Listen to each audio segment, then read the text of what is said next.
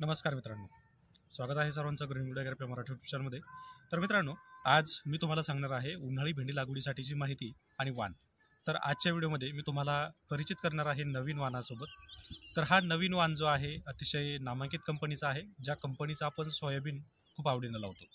तर ही कंपनी आहे ईगल। तर ईगलच्या नवीन वाणाचं माहिती आणि त्याची वैशिष्ट्य काय आहेत याची संपूर्ण माहिती आजच्या या व्हिडिओमध्ये मी तुम्हाला देणार आहे।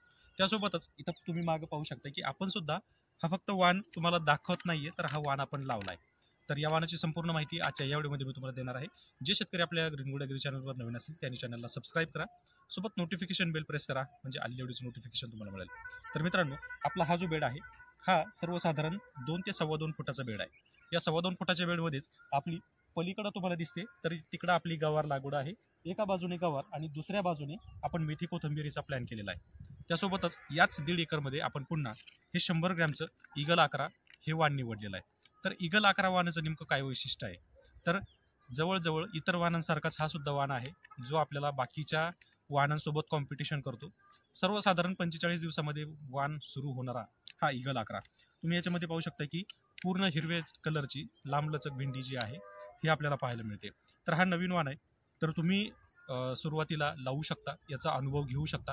आपणही इथं अनुभव घेण्यासाठी जवळजवळ 100 ग्रॅमचं पॅकेट आपण लागवड केलेलं आहे आणि याच्यामध्ये जवळजवळ आपलं साधारणतः 3 ते 4 गुंठ्यापर्यंत आपण लागवड केलेली आहे। तर याच्यामध्ये वैशिष्ट्य असं सांगितलं जातं की इतर वाणांप्रमाणेच याचा पेऱ्याची संख्या कमी आहे, त्यामुळं लाग जास्त लागतो, मालसुद्धा चांगला मिळतो, रसशोषक किडींचा प्रादुर्भाव जो आहे हा कमी होतो आणि विशेष म्हणजे क्वालिटी माल मिळतो।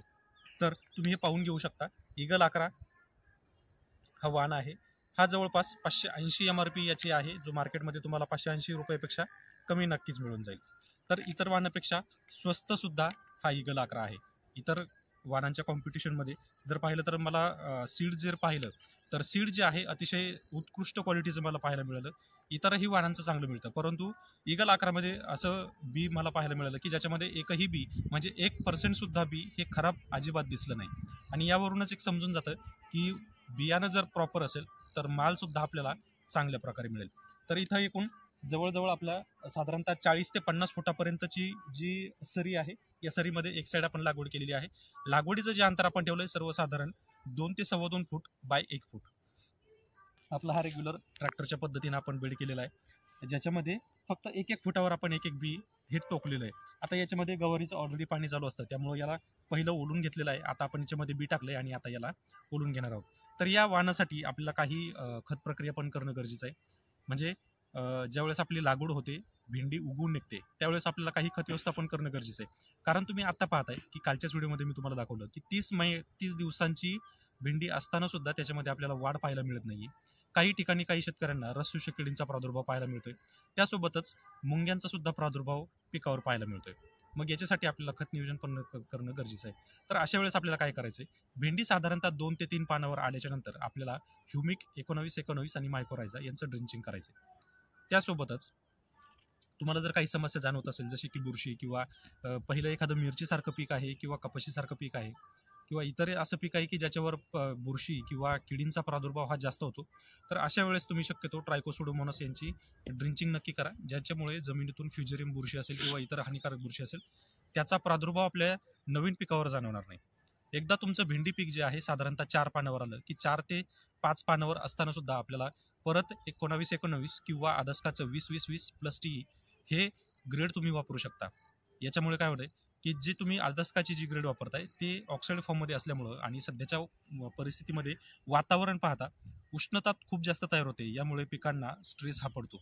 त्यामुळे तुम्ही जर ऑक्साईड फॉर्मची जर खतं वापरली तर त्याच्यामध्ये तुम्हाला पिकांमध्ये एक चांगल्या प्रकारची ग्रोथ पाहायला मिळेल।